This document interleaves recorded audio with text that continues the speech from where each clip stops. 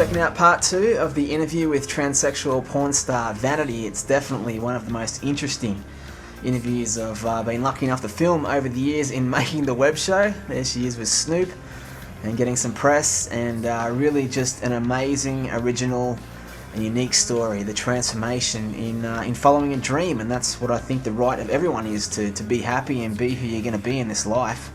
If you're not hurting anybody, that's really what it should be all about. So it was great to chat with Vaniity, especially her honesty on all kinds of things. But you know, that was my life growing up. It was like I never questioned it, yet I was feminine, and I never tried to change myself. When they said, "Oh, you talk like a girl," I never understood it because I wasn't trying. So it wasn't like I could fix it. So I just was myself.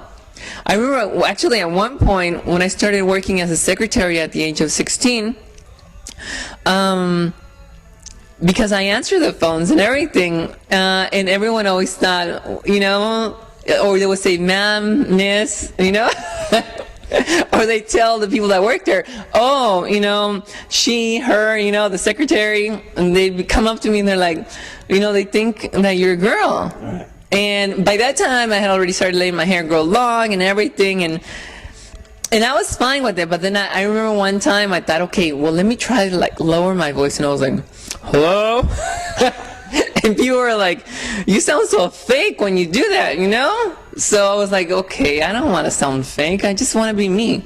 So after that, I never again try to change my voice in any kind of way. Are you happy now, being who you are? Oh, extremely happy with myself, as for who I am, my body. Actually, I'm very proud of who I am as a person, as a human being, first of all. And I like, the outer shell. But there's always, things that you can work on, improve on, and that I'm striving to become better at.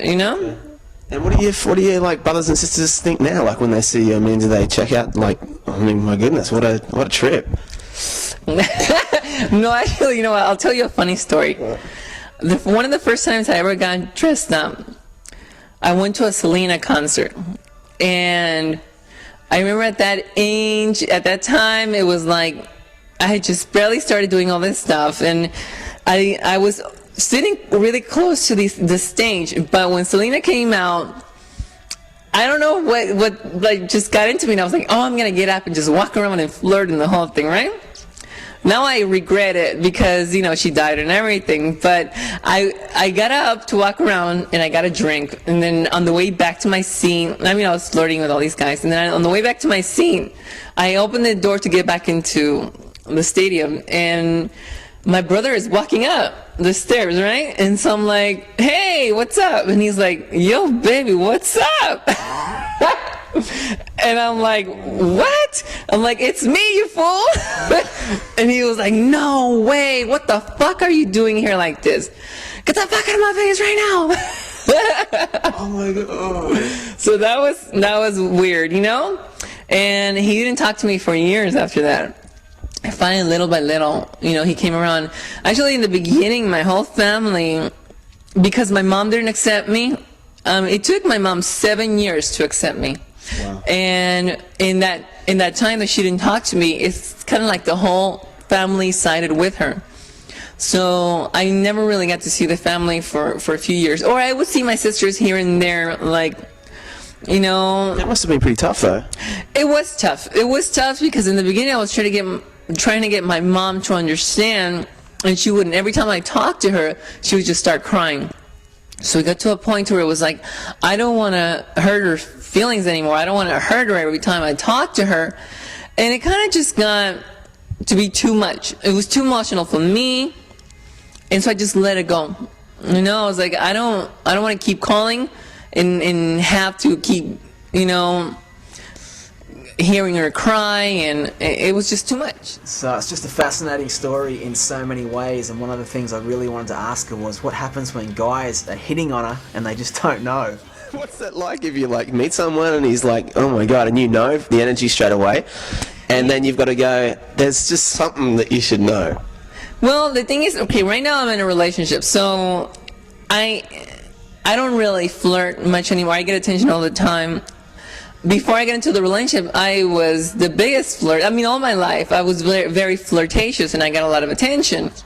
And before, I was so, like, you know, horny for, you know, if I saw a good-looking guy and I wanted him, I got him, no matter what. I mean, I'm so lucky that nothing ever happened to me, because I remember when I first started going out clubbing, I used to use my sister's ID, because mine said male, and I wasn't old enough anyway. And so I would go clubbing, and I'd meet these guys, and I wanted them, and I'd take them, and I blow them in the car. I swear to God, I used to do that. I mean, it's horrible. I shouldn't even swear to God to do that, but it's horrible, and I feel horrible now for having deceived so many guys. I mean, in the town that I lived in Sunnyvale, Mountain View, it was kind of like, you know, I was like, you know, the Jezebel of the time, you know.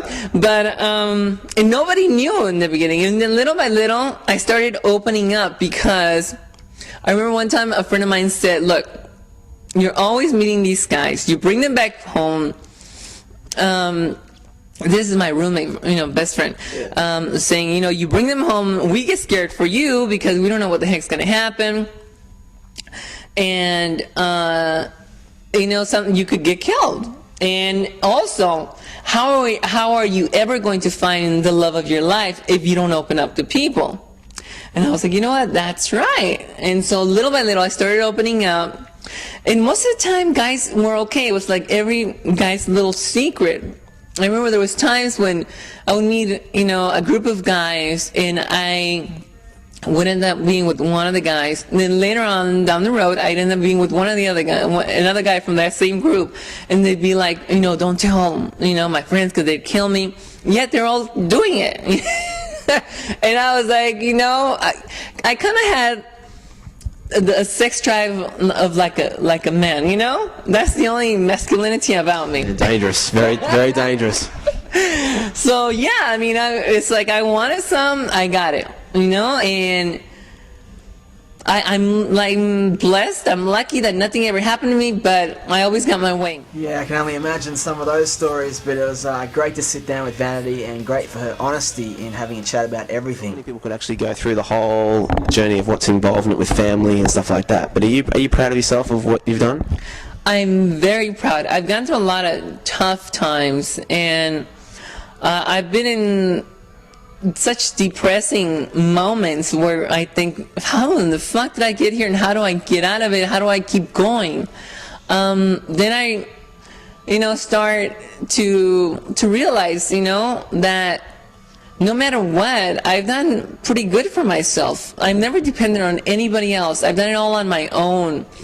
And I've just gone with my gut instinct. And I may not be, you know, really proud of the kind of work that I've done, but I don't regret it, you know. Everything, I did it for a reason, and it helped in so many ways, you know. Maybe at times it was really hurtful and weird for me, yet I overcame that, so it makes me a stronger, better person, you know. Yeah.